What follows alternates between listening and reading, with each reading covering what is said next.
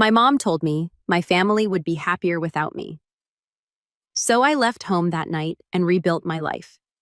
Years later, the same family that ignored me showed up at my door begging for money after losing everything. Growing up, I learned quickly that my opinions didn't matter. My dreams weren't important. My feelings, they were either ignored or ridiculed. When my sister failed a test, it was my fault for distracting her. When she lost a friend, I was probably the reason. When she broke something, I must have pushed her into it. And my mom, she believed her every single time. That I try to be the perfect daughter. I worked hard, got good grades, kept quiet. When they insulted me, I never lashed out, never fought back. I thought maybe, just maybe if I proved my worth, they'd finally love me like they loved her, but nothing changed. It all came crashing down the night they told me I had ruined their lives. It started with an argument. While they were arguing, I was just standing there letting them yell. My sister had flunked a class, and instead of taking responsibility, she blamed me again. I don't even know how maybe I stressed her out just by existing. "You've ruined our lives!" She screamed that I barely had time to react before my mom echoed, "We'd be happier without you." That was it. The moment that broke me. I didn't cry, I didn't scream, I didn't beg for them to take it back, I just nodded. Then I turned around, walked to my room, grabbed a backpack, and packed whatever I could fit. They didn't stop me. They didn't even watch me leave. And just like that, I was gone. I stepped out into the night, the weight of my backpack pressing against my shoulders, but nothing compared to the heaviness in my chest. I walked without a destination, just putting distance between me and the house I had never truly called home. It was cold. I remember that vividly. The air bit at my skin, but I didn't shiver. I was numb. I had always thought that leaving would feel dramatic, like in the movies, maybe with tears streaming down my face or a last lingering look at the home I was abandoning. But there was none of that. An A1 ran after me. No one called my name. No one cared that I didn't know where to go. I had no plan, no safety net. My savings were laughable. Just a couple $100s I had secretly stashed away from small tutoring gigs. But I knew one thing for sure, I would never go back. I found a cheap motel for the night, paying for a single room with shaky hands. I stared at the bed but couldn't bring myself to lie down. Instead, I sat at the small desk, the dim yellow light flickering above me, and tried to figure out what to do next. I didn't have a degree, I didn't have connections, I barely had money. But I had one advantage: I had spent my entire life being ignored, underestimated. No one had ever handed me anything. If I was going to make it, I'd have to build something from nothing. I started with what I knew. Studying it sounded ridiculous at the time, but I was good at it. I had spent years excelling in school, tutoring other kids, helping people understand complex subjects. Maybe, just maybe, I could turn that into something. The next day, I walked into a small C cafe, ordered the cheapest coffee on the menu, and used their free Wi-Fi to apply for every online tutoring gig I could find. I set my rates low, just enough to get people to notice me. At first, it was barely enough to survive. I lived off instant noodles and dollar store groceries. I rented a room in a shared apartment with 3 strangers who barely acknowledged my existence. But it was still better than where I had come from, because every day I woke up knowing that no one would scream at me, and one would blame me for their failures, and one would tell me I was ruining their lives, and that was enough. The months passed, my tutoring gigs grew. 1 client turned into 3. 3 turned into 10. Soon I was making enough to move into a tiny studio apartment, barely more than a box. But it was mine. And yet through all of it, my family never called. Not once. Not on my birthday. Not on holidays. Not even to check if I was alive. It hurt in the way old wounds do. Deep, silent, lingering. But I told myself it was fine. If they didn't care, then neither did I. A year into my new life, things changed, and I had built up a reputation as a tutor specializing in college entrance exams. I had students from all over the country reaching out to me, desperate for help, but I was still trading time for money, and I knew that wasn't sustainable. That's when I got an idea. What if I turned my lessons into something big, bigger, something scalable? I spent months studying digital marketing, watching hours of free YouTube content, reading every article I could find. Then I started creating my own online course, the Ultimate SAT Prep Guide. It was a risk. I poured every spare dollar I had into designing the course, building a website, running ads. At first, sales trickled in, 1 here, 2 there. Then something shifted. Word of mouth spread. Students started raving about my methods, sharing them online, and then almost overnight, it exploded. I woke up one morning to see that my sales had tripled, then quadrupled. Within a few months, I was making more than I had ever thought possible. I moved into a sleek high-rise apartment, the kind I used to dream about. I traveled, met people who actually respected me, built friendships that weren't based on obligation or blood. I had done it. I had built myself from nothing, and my family, they were nowhere to be found. Not a single message, not a single call. They didn't care about me until this morning when my phone buzzed. I barely glanced at it, but then I saw the notifications. Mom 6 missed calls, sister 8 missed calls. I stared at the screen, heart pounding after all this time after they had made it so clear they never wanted me. I let out a slow breath. I had changed. I wasn't the weak, desperate girl they had pushed out of their lives. I wasn't their punching bag anymore. Whatever they wanted, it wasn't going to be an apology, and I had no intention of making it easy for them. I sat there staring at the screen for what felt like hours, but in reality, it was only a few minutes. My mind raced. What could they possibly want after all this time? Mom had never once apologized for how she treated me. She had never admitted how she constantly chose my sister over me, and my sister. She hadn't even cared to notice I was gone until now. But now, after everything they wanted me, I finally decided to pick up. It was almost surreal hearing her voice after so long. "Hello," I said, keeping my voice neutral. "Sweetie, please, we need to talk." Mom's voice trembled. "Sweetie?" After everything, she hadn't called me that in years. The fake tenderness stung. "What's going on?" I asked, not hiding my disbelief. There was a long pause. "We've fallen on hard times," Mom continued, her voice cracking. "Your sister, she's been having trouble at school again, and with everything going on, we just don't have enough. We need your help." I bit my lip, feeling a strange mix of satisfaction and rage bubbling up inside me. This is why they were calling me now. "What kind of help?" I asked, keeping my tone calm. "We need money," she blurted out. "Your sister's tuition, it's due, and we have bills we can't pay. I know we've never been there for you, but please, we're struggling. We need you to help us. We know it's a lot to ask, but please, we've tried everything." I could hear her sniffle. Maybe it was genuine, or maybe it was just guilt trying to worm its way back in. "Please," she repeated, "we need you back. We need your support." The words hung in the air. My support, the same support they had rejected for years. I closed my eyes for a moment, trying to control the rush of emotions threatening to choke me. How could they think this was okay? It was the first time in a long time that I felt something other than indifference. It was laughable. "You're serious," I said, a bitter laugh escaping my lips. "You really think I'll come back and help you after everything?" There was a pause followed by my mom's desperate voice. "Please don't do this. We know we messed up, but we're your family. You can't just leave us like this. You never cared about me when I needed you." I shot back, my voice trembling with suppressed anger.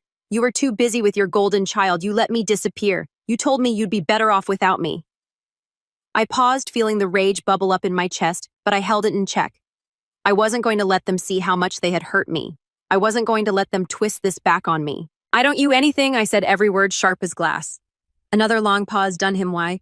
Sister's voice came through next, sounding frantic and panicked. I know I was horrible to you, but I need your help. I messed up. Okay, I didn't mean it.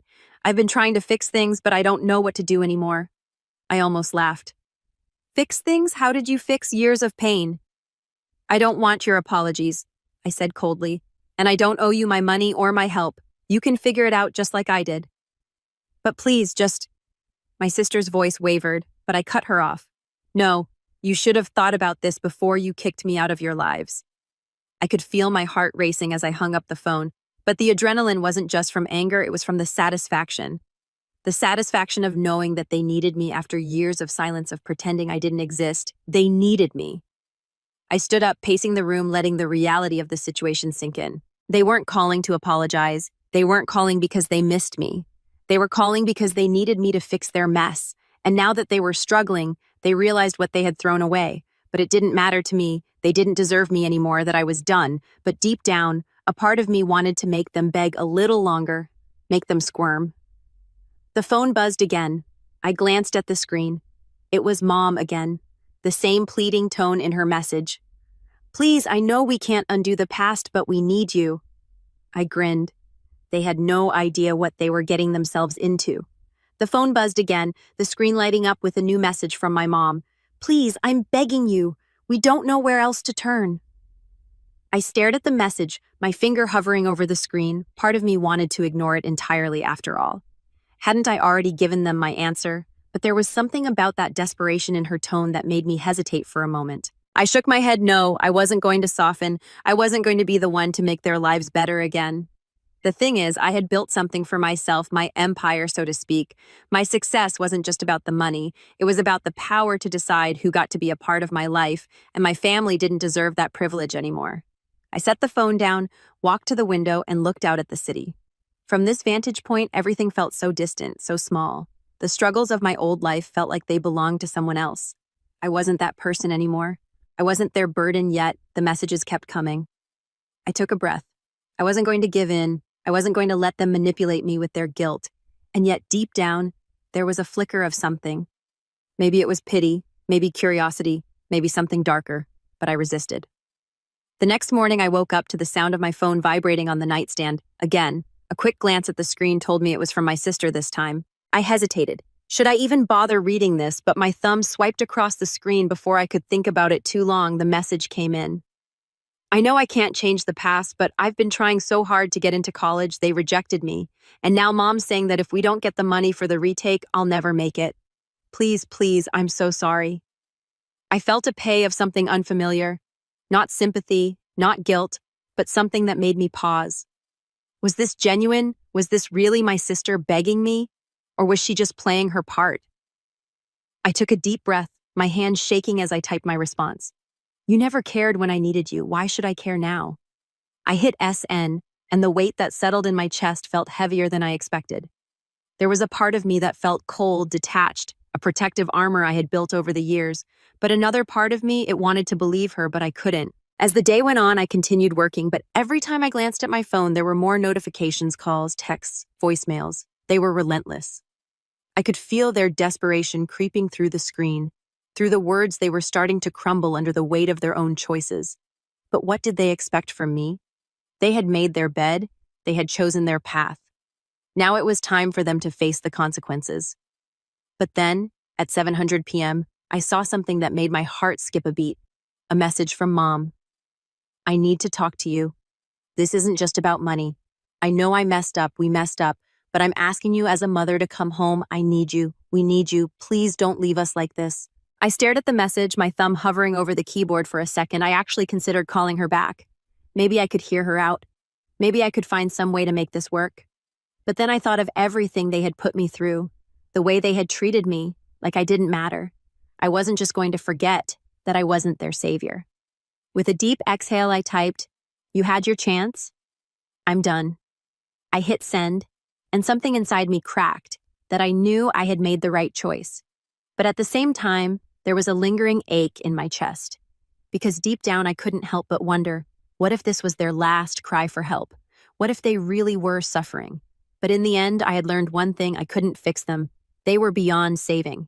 And if they wanted anything from me, it had to be on my terms. I set my phone down and tried to forget about them, but the next evening, as I was sitting in my living room scrolling through my phone, I heard a knock at the door, a sharp, quick rap followed by a pause.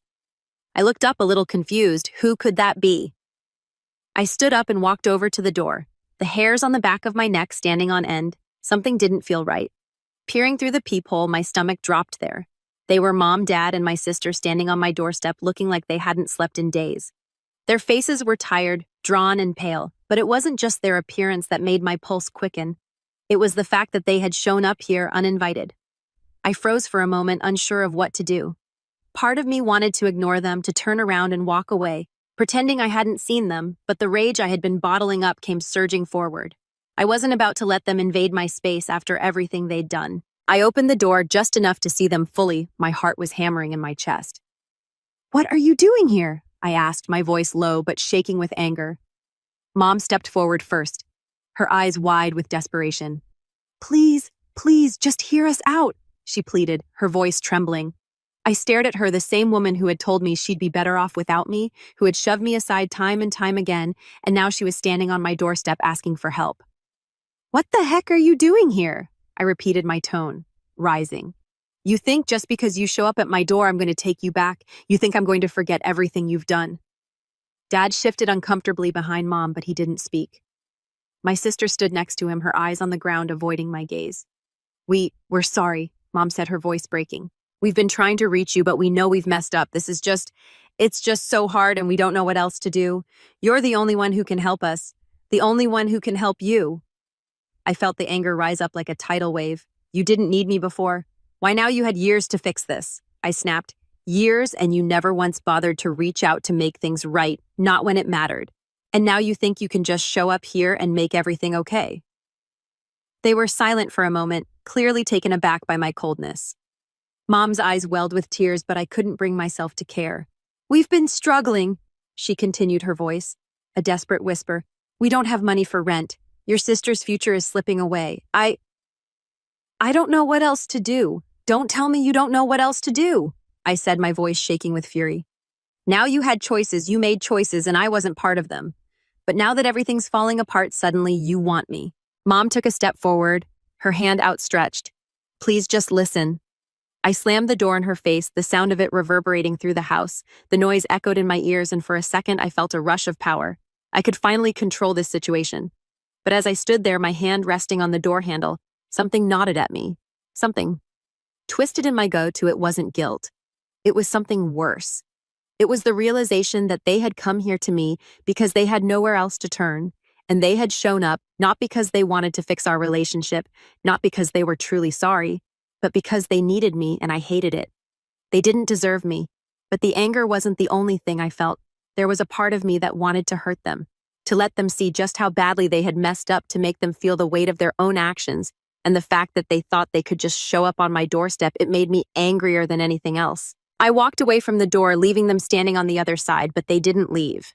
I could hear them talking outside. Mom was pleading. My sister was crying. Dad was trying to comfort them. I couldn't stand it anymore. The anger inside me was overwhelming, and I knew that if I didn't do something, I would regret it. So I opened the door again. There they were, standing there, still waiting. The desperation was written all over their faces. Mom's eyes were red from crying. My sister's head hung low in shame. And Dad? He looked defeated, like a man who had lost everything and didn't know how to get it back. For a moment, I just stood there, taking in the sight of them, the family that had hurt me, the family that had made me feel worthless, invisible, and now they were here asking for help. But what did I owe them? Nothing. That I took a deep breath, and then without a word, I looked at them one last time. No, you don't get to come here and expect forgiveness just because you're struggling now. The words came out cold hard, like a knife slicing through the tension. I didn't feel an ounce of regret as I said them. They deserved to hear the truth. You had years to fix this. I continued, my voice steady but firm. Years to realize what you lost, but you didn't care then, and I'm not going to be your solution now. I saw Mom open her mouth to protest, but I held up my hand, silencing her. I've built my life, my success from the ground up, and I'm not going to let you destroy it too. You don't get to come into my life and expect everything to magically change because you've hit rock bottom. Their eyes started to well up again, but I couldn't feel anything. No guilt, no remorse, just a quiet satisfaction, no knowing I was finally putting myself first. Go, I said simply, my voice unwavering. Fix your own mess, I'm done with that. I closed the door for the last time. Weeks passed, and I kept living my life. My business grew, my network expanded, and I felt more alive than ever. I had become the person I'd always wanted to be, the person who didn't have to apologize for their success, the person who had learned to let go of the toxic parts of their past. I never heard from them again, not even a message, not even a call. And you know what? That was fine. It was a quiet peace I hadn't realized I'd been craving. And as time went on, I came to understand something important. The people who hurt you, the people who abandoned you, are not the ones you should be looking to for validation. You're the one who matters. You're the one who gets to decide your future. And in the end, I had learned one very simple truth. You can't keep giving to people who never gave you anything back. The door closed for good.